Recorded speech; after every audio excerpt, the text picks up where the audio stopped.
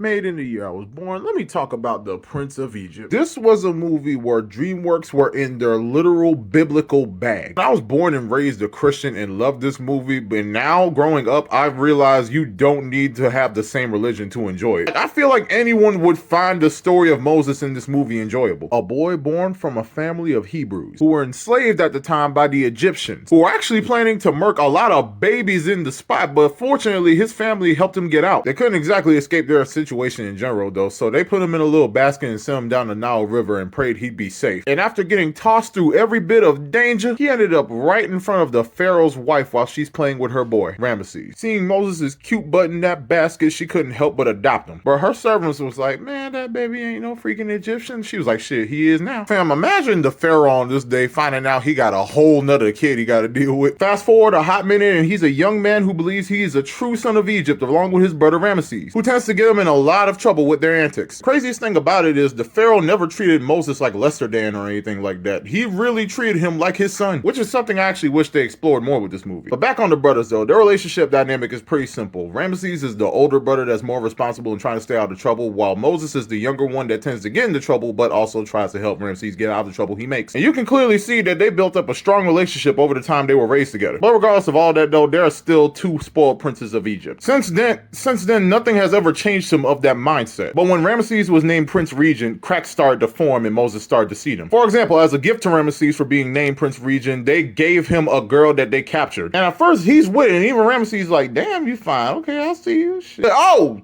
what the fuck? Bitch, you crazy. Hell, she tried to bite me. I thought you liked your girls feisty, man. Oh, well, that's yours then. Oh, what the hell? No, I don't want this shit. Eventually, though, she gets fed up and starts using that rope to whip everybody's ass in the vicinity. And even Moses had to protect her from getting killed by the guards. Eventually, though, he had to let her go into that damn water. Everybody damn near laughs except Moses and the mama, and even Ramesses named Moses his chief architect. But then he took a look at the captured girl getting taken to his quarters because Ramesses ordered for it, and he realized, damn, I fucked up. He goes back to his room and realizing, oh shit, she's tied up in here. Damn, I gotta apologize, bro. This ain't right. Okay, I got this.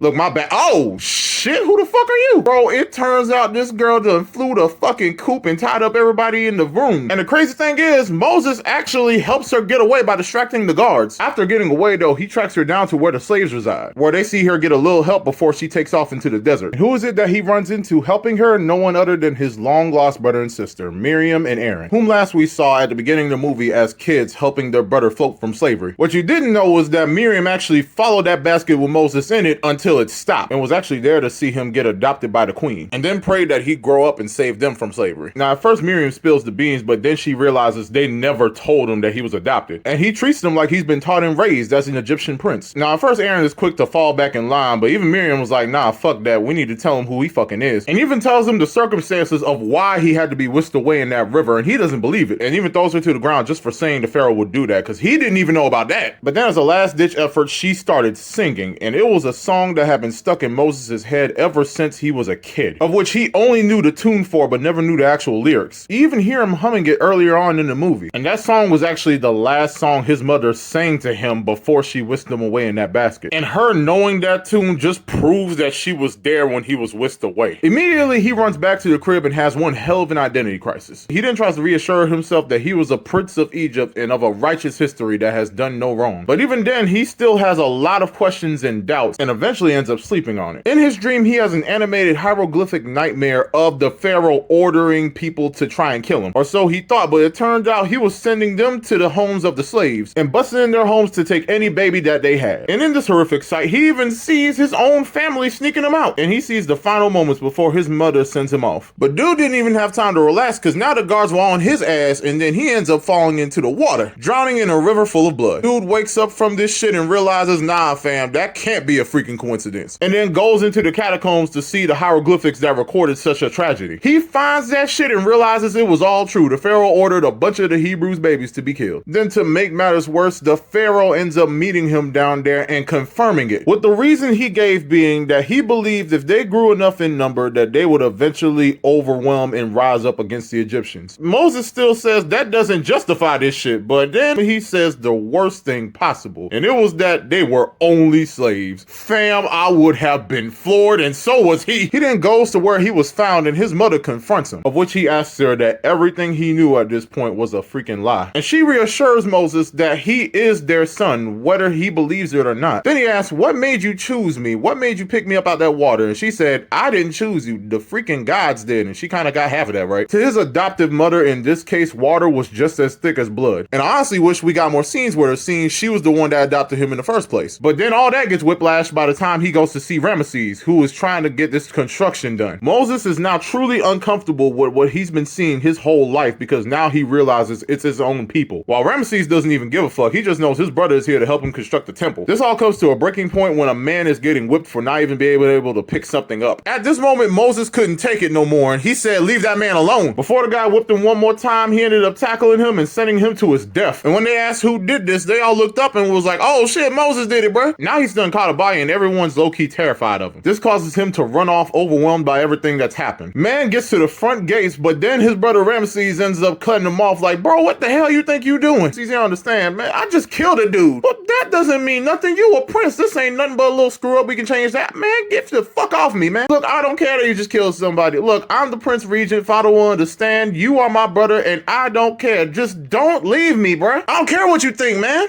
This ain't just about you. I'm done with this shit, man. And help me understand, Moses. No, you, look, everything I know about myself is a lie. I can't do this anymore, man. Tell me what happened, bruh.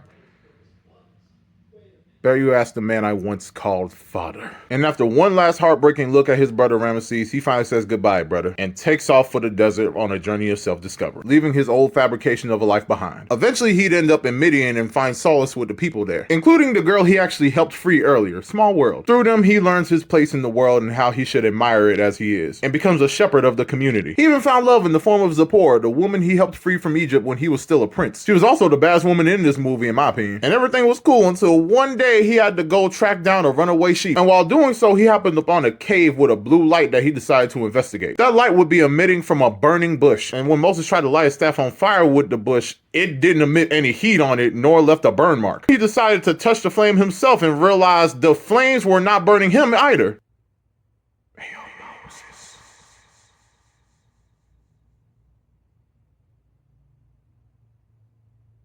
Hey, Moses. This is he. What's going on? Take off your sandals, bro. You're dirtying up my floor. I just sweeped all these rocks up in here, and now you bringing them back with your dirty sandals. I know you've been with them sheep all day. Look at me, I'm sweeping them right now. Who are you? I am that I am. That don't tell me nothing. I am your God, as well as your ancestors Abraham, Isaac, and Jacob. Now I done told you to get them slides off, fam. You've been needing to take them off, bro. You'll get them Freedom 11s back on soon. Well, dang, Lord, what do you want with me? So this is when God essentially tells him that, hey, yo, I've been hearing about all the stuff they've been doing to my people up in Egypt, and you gotta be the one to deliver them out, but you won't be alone. For not only will I tell you what to say, but I will also give you a staff that will let them know that I am not to be trifled with. For Egypt will be hit with my wonders if they not do what I tell them to do. Now pick up that staff and put back on your Freedom 11s. You're going to be marching in them soon. Thus begins the story of Moses freeing his people. Now Moses goes back home to his baby boo Zipporah and tells her everything. And at first she doesn't approve because it's dangerous as hell. But he tells her to look at her people, bruh. You're free as a motherfucker. Mine are in chains. I want them to feel the same shit. The shit that y'all gave me. And then Zipporah, being the rider that she is, says, I'm coming with you. And then they ride off for Egypt. And he's coming with a mission to free his people. He gets led into the palace and the Egyptians are all sitting there like, who let this Hebrew in? But then when he goes to see the Pharaoh, he finds out it's his brother Ramesses. And the second Ramesses sees Moses, he is happy as a motherfucker. Yo, I can't believe this shit, man. You Pharaoh now? Hell yeah, look at me. And what are you dressed as, bro? I thought you better drip than that. But then the two priests remind Ramesses that he killed somebody and that the punishment for his death. But Ramesses says he's the Pharaoh and that by his decree that not only is Moses pardoned of his crimes, but that he shall forever be his brother, the Prince of Egypt. Moses heartbreakingly tells him nothing could be the same as before. Well, why the hell not? Because God says you should let my people go. Which one? Theirs. As well as mine. As a showing of his God's power, his staff turns into a cobra. Wow. That's pressing Moses, but You really think that's good? Alright, fine, I'll play your fucking games. Timon, Pumbaa. Show them exactly what our guys can do. And then they give a spectacular show, I'm not gonna lie. Well choreographed, musically inclined, and had hella good special effects. But in the end, they're just embarrassing themselves and not proving their point. Because while they appear to do the same thing as Moses, as in turning 2 sticks into 2 snakes, not only is it not the same because this is of course an illusion, it's not really real, but those snakes actually lost the 2v1 to the one God made through Moses. Ate them up and swallowed them. But of course, the other Egyptians only saw the light show. They didn't really see what was really happening. But after the light show and Moses taking back his staff, Ramesses actually tells him to talk to him in private. Now, this scene truly encapsulates their different points of views, both built off the foundations of their father. Ramesses sees him as a great leader that did what was necessary. Moses sees him as a monster. You also get the heart-wrenching fact that Moses only came back for his people and not his brother Ramesses, with Moses himself solidifying it by returning the ring that Ramesses gave him before he left and that he kept with him this whole time. Upon that realization, Ramesses ends up hardening his heart and pushing forward as a pharaoh. Hey, you better let your people know that their workload just got doubled. Free the motherfuckers. Bitch, I'm Pharaoh. Yo, worms travel faster than foot, because the second they saw Moses outside in the dirt, they hit this man with the hardest form of clay they could find. Hell, even his own big brother's talking shit. And Moses can't help but feel bad because Aaron's spitting straight facts right now. You only cared when you found out you were one of us, with Moses himself admitting to it. But Miriam quickly puts Aaron in check and comes to Moses' aid immediately. Moses immediately apologizes for all he's done, not knowing that they were his family. But Miriam tells him, listen, I've been a slave all my life, but let me tell you something. The one prayer that I wanted was for you to be safe, and that was answered. That prayer has held true to this day. God will never abandon you, so don't you abandon us. And while some of the people are not trusting of him, Moses still gets reinvigorated by his sister's speech, and immediately gets right back up to walk down Ramesses, who's riding down the Nile. Hey, yo, Ramesses! Excuse me, bitch? You need to let my people go. You might want to speak a bit louder, Moses. It's hard to hear over the Nile. Bitch, I know you can hear me. It's I can't take this shit no more. Bring his ass to me. And cut him up a bit just in case. Now, these guards are coming for Moses, but of course God hits Moses with that, hey, yo, Moses, drop that staff in that water. They want blood, we gonna give it to them. And then Moses drops that staff in that water, and the water starts to become red, and it spreads out from him, and everybody's witnessing this shit. Now, when it reaches the boat, that's when everybody comes to the shocking realization it's no longer water, it's blood. And I'm not gonna lie, the fits in all red do look pretty fire. Now, at first, of course, Ramesses is shocked by this whole thing, but then he asks Timon and Pumbaa to explain this shit, and they end up doing something similar in a bowl of water. And that calms Ramesses down back into his delusion. Hey, it looks like I can do the same shit, bitch, but I'm gonna keep it red for now. It looks fly as hell. I mean, y'all gonna be thirsty. Gotta drink water sometime. And this man, Aaron, is still doubting God's power. You mean to tell me you said the priests did the same thing even though they did it to a bowl, not the entire Nile? And you think it'd be more impressive if they turned the whole Nile of blood back into water? I can't blame him though. He's been captivated for a long time by the Pharaoh and all his people, and he is just as doubtful as everybody else. But at the same time, Moses is telling them, y'all gotta keep that faith strong, especially now, because God about to hit this place with all his wonders. And this is where, in my opinion, the hardest song of this entire movie comes in. It's called The Plagues because this is the time when God put them plagues on Egypt. The whole time Moses is watching this shit, trying to look at Ramesses in the eye and tell him, hey, yo, man, this is not going to end well. You need to let these people go. There were swarms of locusts coming through. There was famine. There was a literal plague going around. Got fire raining down from the sky. And the worst thing about this, man, Moses doesn't even want to do this. This was his home. The last thing he wanted to see was it getting torched up. Meanwhile, Ramesses is just mad that all of this is getting done to his homeland, and the fact that it's Moses kind of doing it. Now the Egyptian people are the worst situation because they're just in the middle of all this stuff. But neither side is letting up, and because Ramesses will not let those people go, his people will continue to suffer. The place is now dang near in ruins, and God just kind of sitting here as a shadow saying like, see, I done told you I was gonna mess this place up. Now you better let my people go or the worst is about to hit y'all. Moses then comes to check on Ramesses because by now he knows his brother is going through it, and he at the very least wants to see if he can talk him out of it before things get worse. But Ramesses just out here low-key trying to get drunk to get off the pain of his place getting taken out. They actually ended up surprisingly working up a bit of a dialogue going over old times, with even a bit of the old Ramesses coming out because he hates the fact that Moses got him in trouble. But at the same time, he loved his brother because he'd always find a way to help him get back out of trouble, even though he started it. In fact, you see they're in the exact same position as always and wishing things could be as easy as it was before. But then his son stumbles upon them, and instead of recognizing him as his uncle, Ramesses ends up playing along and basically asking, why the hell you doing this shit? Hey, don't let your son have you tripping on that memory lane journey we just had. You asked for smoke and you're getting it, so you just need to let these people go or something beyond worse is gonna happen, fam. Think of your son. Bad move. Pharaoh then starts spewing about how his dad had a right idea and that now it's his time to finish the job. And that there will be a cry among Egypt, the likes of which anyone has never heard. Now Moses immediately peeped the game and saw the hieroglyphics and knew exactly what God was going to go after with this last plague. He felt extremely shocked about what was going to happen. Then he told his people swiftly, "Hey yo, get some lamb's blood, put it on the posts of your doors, and then stay in the crib for the night. Cause God about to come through these streets, and if you don't do this, you will get caught lacking." This was definitely the most spine-chilling scene in this entire movie. God came through as a white light just in the air glistening and then swiftly spread through these streets like wildfire. Now when he saw a doorpost with the blood, he was like, "Oh my bad fam, y'all good." But when he saw a door that didn't have that blood on it, he killed the firstborn son of each home. And the most chilling thing about it is every time he kills somebody, you just hear them take their last breath, and in some cases you actually witness a death. And he made sure that the very last spot to visit was the Pharaoh's crib, and he was like, "Oh, you was talking all that good stuff a second ago.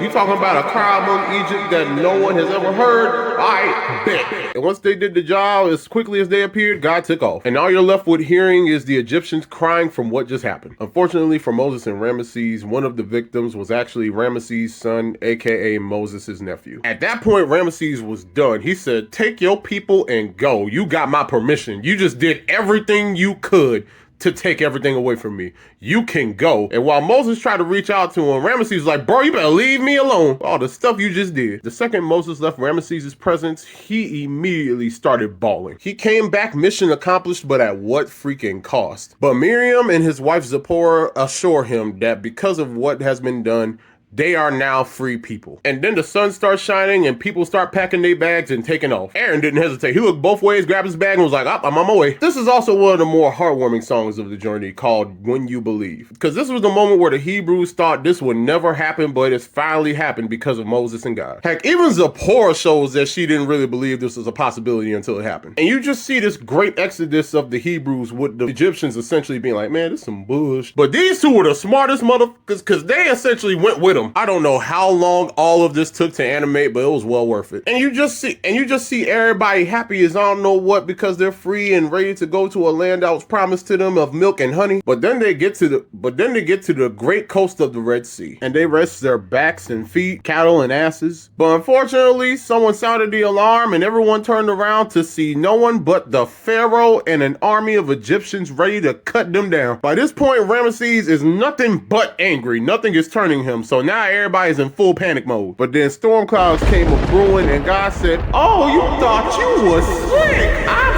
so flattered. But it's too freaking late, Pharaoh. You can't have my people. All right, my people, y'all ignore me. Y'all just keep going and go forward." At first, Moses doesn't know what to do, but then he starts wondering, "Oh yeah, this staff has its wonders. Maybe he got one more in store for me." Moses gets in that water and prepares for one last wonder. "That is right, Moses. Take my staff and unleash my final wonder for y'all to be free. Water, I'm gonna need you to split for me." Now this is truly a spectacle for the ages. Even the people low-key horrified of it. But when none of them would go forward, it was Aaron, his own brother, that doubted him at first, that took the first stride and was like, "Yeah, I believe in you, fam. We good now. Hey, yo, if y'all follow my little brother, y'all can follow me too." And that's when everybody started walking through the split Red Sea. Meanwhile, that flame tornado was still separating them and the Pharaoh and his Egyptians. They helped each other and their cattle get through safely. If a car broke and they tried to fix it, they was like, "Hey, yo, leave that shit." When it got dark, they lit torches and you could actually see the sea life swimming around them. But when they got a good ways down, God stopped that fire tornado like, "All right, fine, y'all good now. All right, now, if they still chase your butt, don't worry, I got something for them. But for now, I'ma see if they work for it." Now this is how blinded by rage this dude is. He sees the giant fire tornado, then he sees the giant split sea, and then he still says charge. He even busts his butt because seafloor is not built for travel. But he don't care. He tells his people to continue this shit on foot. Now everybody continue to the running part of their lives. And while the Hebrews run for their lives, they see the other side of the sea. Meanwhile, them Egyptians about to catch up and Moses is out here looking scared because they are right there. But then all of a sudden he looks up and sees God then let the floodgates open and he let it rain. And now all the Egyptians that went down in there are about to get swept up by this flood, with Ramesses being the last one to get hit by it. And he didn't even end up drowning. He ended up washing onto some ground, while Moses dang near escapes death with a kid. Now everybody is rejoicing and amazed at what just happened. Kind of feel bad for them because they just saw some of their people die, but it is what it is. But while Moses and his family rejoices, Moses takes one last look at that sea, and we get an image of a trapped Ramesses who can never return to his home, stuck calling out Moses' name in rage. And then once again, he says goodbye, brother, and then turns around, moving on from that life entirely, Ramesses included. He then celebrates with his people who are now free. The last shot of this movie, we get Moses coming down from Mount Sinai with the stone tablets carrying the 10 commandments given to him by God. And he looks upon his people while Deliver Us plays in the background as an epic instrumental. And it just immediately cuts to black, because if you know about this story, then you know how the rest of it kind of goes at this point. I promise if this movie dropped once again in theaters, I would pay for any homie that had never seen this movie to join me in watching this movie 1, 2 to 3 more times in theaters. But for now, it's on Netflix. Watch it up there if you can, or find a site. It's something you have to see if you're into animation.